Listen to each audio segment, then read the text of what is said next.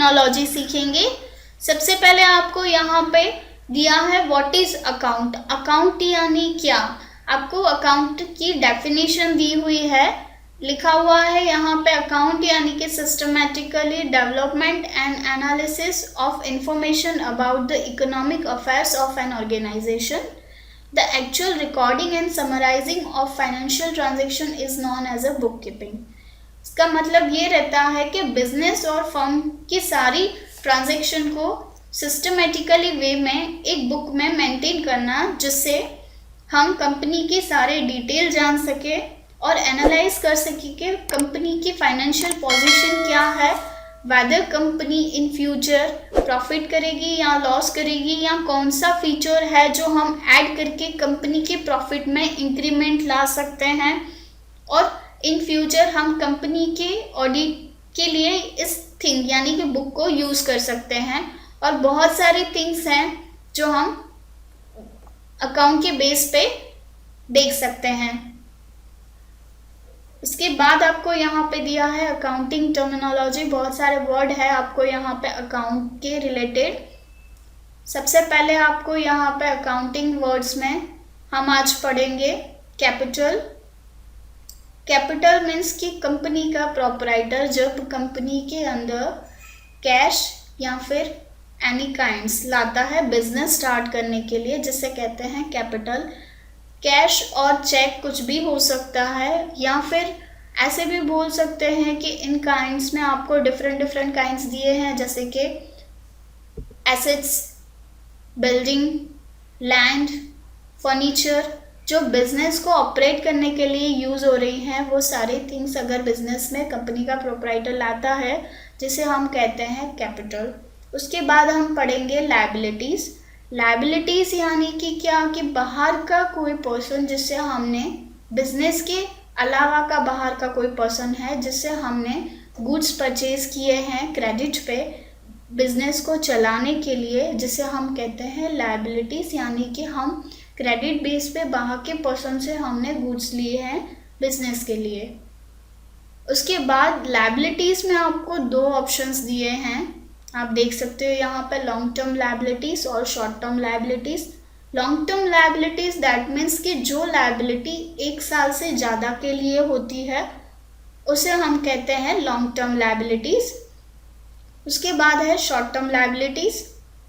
Short term liabilities यानी कि जो लायबिलिटीज़ 1 साल या 1 साल के कम यानी 1 साल से कम पीरियड के लिए होती हैं, उसे कहते हैं short term liabilities. Long term liabilities का हम एक एग्जाम्पल देखेंगे जो है फर्नीचर। अगर हमने किसी पर्सन के पास से यानी कि किसी वेंडर के पास से फर्नीचर परचेज किया है on a credit base for 2 years, और हमें हर महीने या फिर साल के कुछ टाइम में हमें रेंट देना रहता है, तो वो कहलाता है लॉन्ग टर्म लायबिलिटीज़। उसके बाद है short term liabilities. Short term liabilities में रहता है, यहाँ पे आपको डिफरेंट लायबिलिटीज़ दी है, जिसमें है बिल्स पेबल, BOD, क्रेडिटर्स। ये शॉर्ट टर्म लायबिलिटीज़ में इंक्लूड होते हैं, क्योंकि हमने क्रेडिटर्स के पास से गुड्स लिए हैं तो वो उसको हमें पेमेंट करनी रहती है, तो वो पेमेंट पीरियड डिसाइडेड होता है क्रेडिटर्स के ऊपर, क्रेडिटर हमें कितने टाइम पीरियड के लिए गुड्स दे रहे हैं। उसके बाद हम सीखेंगे एसेट्स। एसेट्स यानी क्या, कि बिजनेस को कंटिन्यू करने के लिए हमें जो थिंग्स चाहिए, यानी कि जो पर्टिकुलर प्रॉपर्टी और लीगल राइट्स चाहिए, उसे कहते हैं हम एसेट्स, जो वैल्यूएबल रहती है लेकिन हम उसे सेल करने के लिए नहीं लाते, तो वो कहलाती है फिक्स्ड एसेट्स।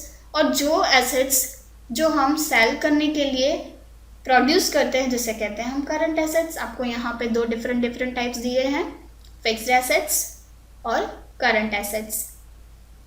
उसमें हम फर्स्ट पढ़ेंगे फिक्स्ड एसेट्स। फिक्स्ड एसेट्स यानी क्या, कि जो लॉन्ग टर्म एसेट्स रहती है जो बिजनेस को कैरी ऑन करने के लिए परचेज की जाती हैं, जैसे कि है लैंड, बिल्डिंग, फर्नीचर, ये सारी फिक्स्ड एसेट्स कहलाती हैं। उसके बाद है करंट एसेट्स। करंट एसेट्स क्या, कि जो with in a very short time हमें उसे मनी में कन्वर्ट करते हैं, यानी उसको सेल करके हम मनी जनरेट करते हैं, उसे कहते हैं करंट एसेट्स।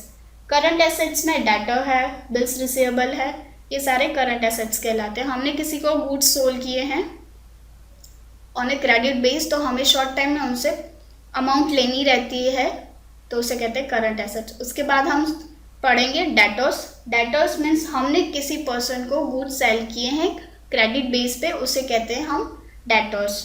उसके बाद आपको दिया है नेक्स्ट टर्मिनोलॉजी है क्रेडिटर्स। क्रेडिटर्स मीन्स जिस पर्सन के पास से हमने गुड्स परचेज किए हैं ऑन द क्रेडिट बेस, उसे कहते हैं हम क्रेडिटर्स। उसके बाद आपको नेक्स्ट टर्मिनोलॉजी दी है एक्सपेंस।